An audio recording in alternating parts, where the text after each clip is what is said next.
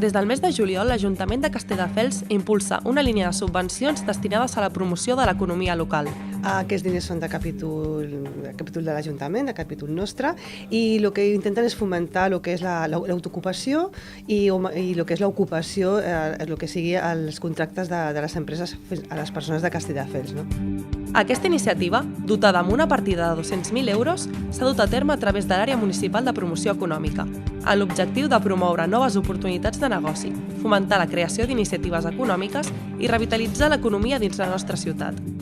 Bàsicament té tres línies. La primera d'elles és una línia que va destinada a la creació, té com a objectiu la creació d'empreses, la creació d'autoocupació per part de persones que són de Castelldefels.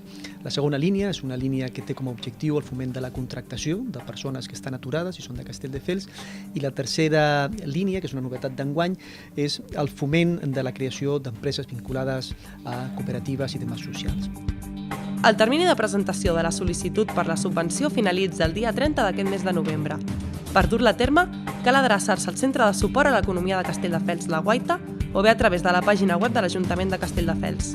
Resta encara capital per poder gastar. Per tant, convido a totes aquelles empreses que tinguin l'oportunitat de sol·licitar-la, que encara ho poden fer. Tots aquells que ho vulguin fer no tenen més que trucar-nos a La Guaita i li donarem la informació que necessiten per poder fer una sol·licitud com cal.